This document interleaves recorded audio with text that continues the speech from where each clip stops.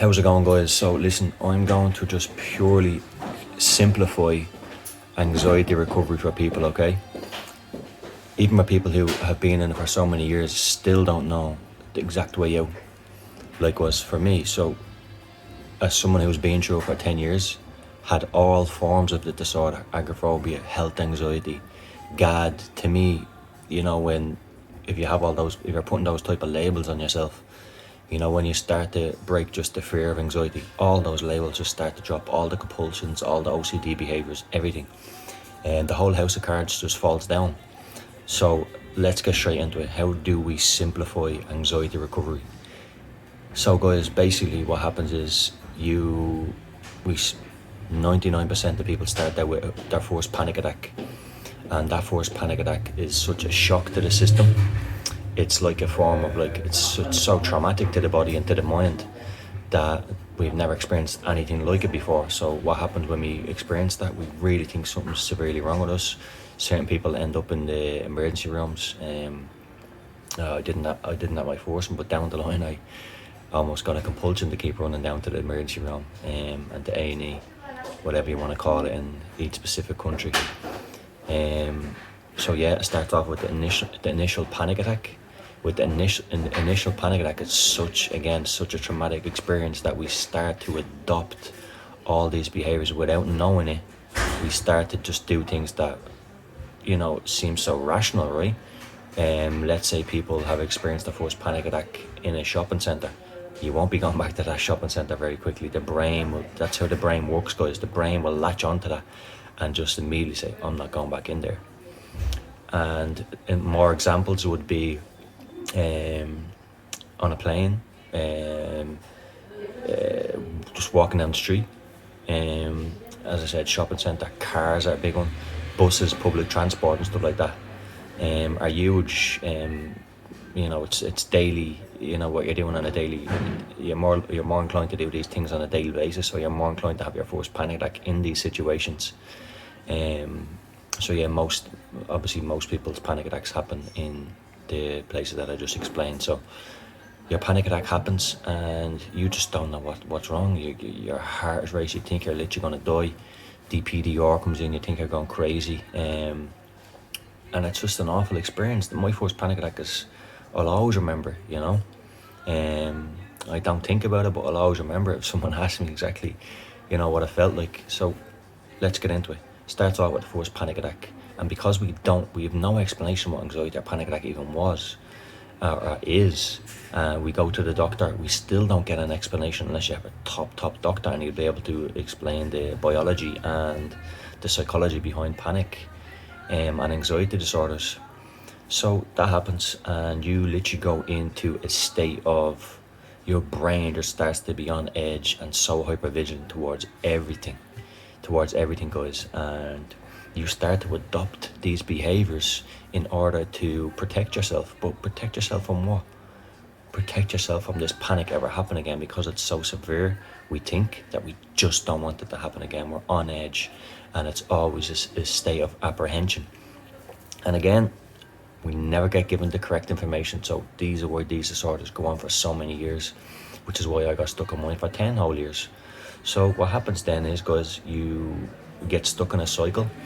You start off by maybe leaving your job to get rest, and you start to avoid the place that you had the initial panic attack, which then you start to avoid so much more. You start to avoid many things. So that obviously then the brain is just watching this. The amygdala then is the fear center in your brain that tracks everything. Okay, it tracks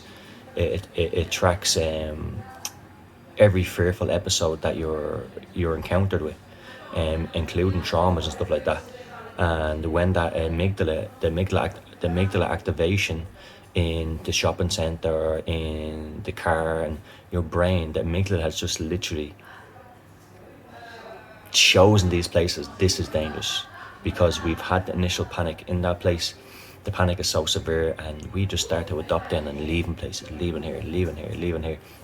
And as time goes on, 6 months down the line, a year down the line, we're stuck in this cycle of crap, guys.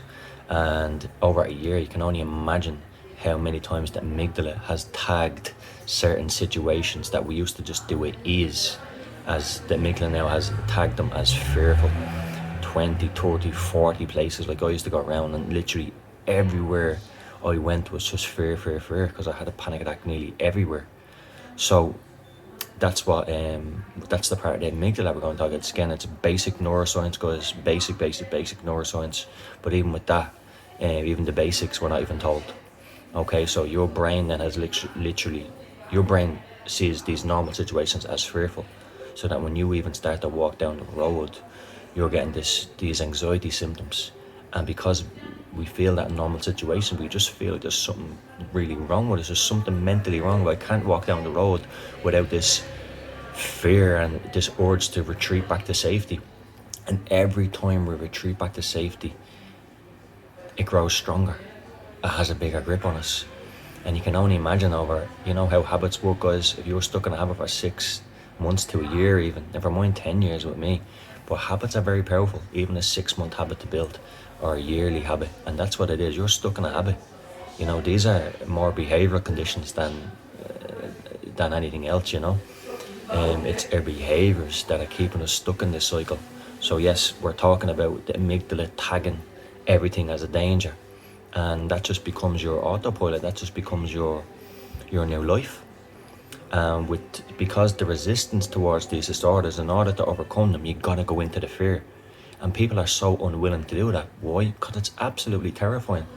Even when you have all the knowledge of what a panic attack was and is, it's still terrifying to go into those places. The beating heart, the racing thoughts, maybe the DPDR comes with the panic, you know, shaking jelly legs, you think you're gonna die. It's just an excruciatingly painful experience to have panic attacks. And again, they can take control of your whole life, which they did for me for 10 years. But in this video, I just wanted to break it down as simple as I can. I am someone who went through it, every form of anxiety disorder mixed into one, for 10 long years. This took so much of my life away, guys, but I got through it. So I'm able to share that experience with others. And I've gotten so many messages today about people taking the small steps and taking those big steps, and I love seeing it. But part of me just wants to make this video to say, the way to recovery is you can hardly have 4 or 5 days off, guys. You have to be really relentless with this, because if you think, which is what I thought, my mindset, I knew I had to go into it, but I was kind of justifying it and saying, like, no, it will go one day. We're fooling ourselves. It's not going to go one day. You have to put the work in order to retrain your brain, and you have to do a little bit of research and get the correct knowledge on what exactly is going on in your body. You know, there's so much misinformation on these disorders, which I just think it's crazy, you know. At this point in time in life, 2022, we should, like, this is an epidemic, never mind the coronavirus, but this has been an epidemic long before COVID-19 or whatever. This has been plaguing people's lives for many years, and still to this day they're going into doctors' offices and certain therapists' office, and they're not getting the correct information on this. It's maddening. It just feels like the only people that really understand that are the ones that are going through it. And then obviously you'll have the top doctors who understand it, and the top psychologists, and you got to get lucky almost to find someone in a professional field to help you. It's crazy. It just shouldn't be. It's not right. And you should go to any health professional and they should give you the answer for this, but unfortunately they don't. And that's the reason why I made this page, because I know I was in it for 10 years seeking help, and I never got it. You know, it took me someone that has been through it to guide me through it, and that was the best way for me. So I decided, yeah, I could be very valuable to people given my circumstances and how I overcame it. I want to give that to people, and that's why I do what I do today. And my goal in 2022 was to truly help and get people out of this disorder. So this video is going to be, you know, just the basics of an anxiety disorder, how we get into it and how we get out of it. So that's basically how we get into it. A forced panic attack.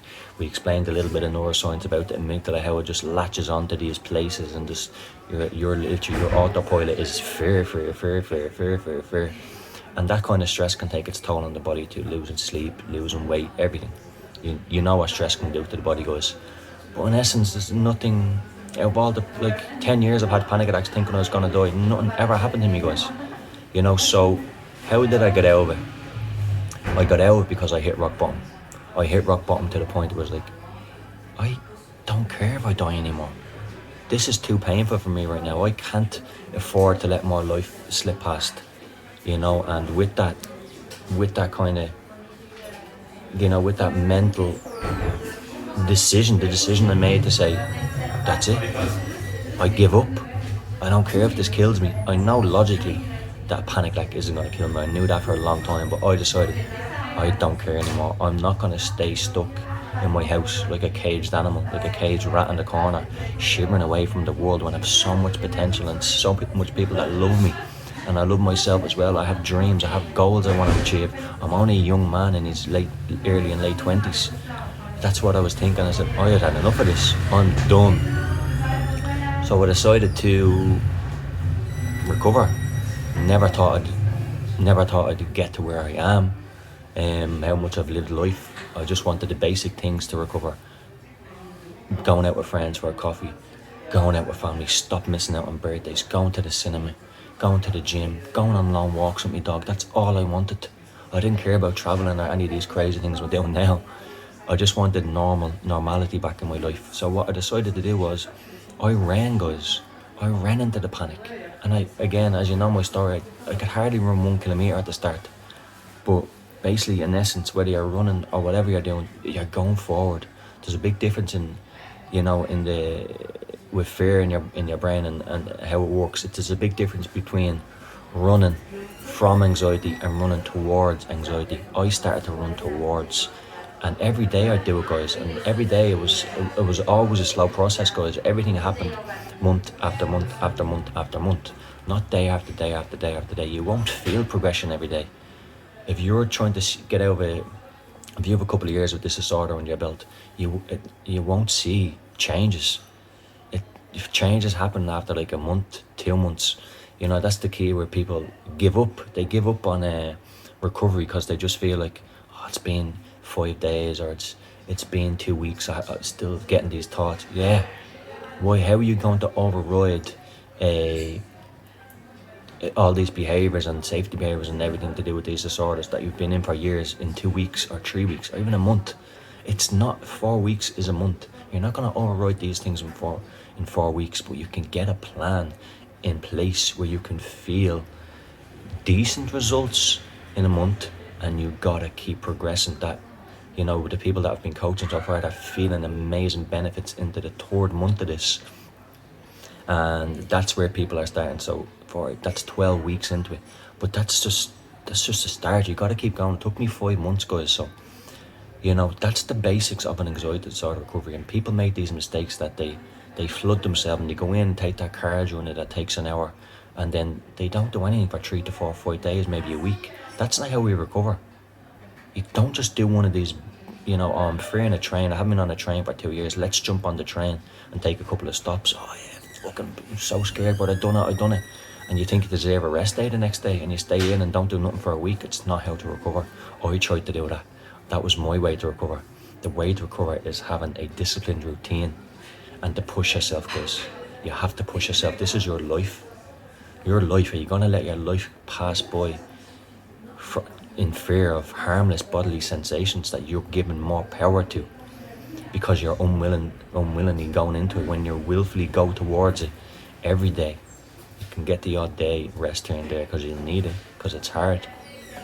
But over time, those pathways will rewire in your brain, but it all takes time, guys. And I always cut these videos off on 15 minutes as I'm 14, so I'm going to stop it now. I hope people pick out some nuggets of wisdom through these videos. That's just the normalization of how we get into panic attacks and agoraphobia and anxiety disorders to how we slowly get out of it.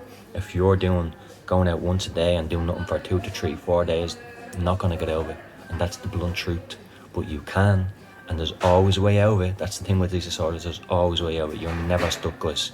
So I've got to cut this short. I could talk for a full year on this stuff. But anyway, that's it, guys. I'm going to post this now. Take it easy. Have a blessed day.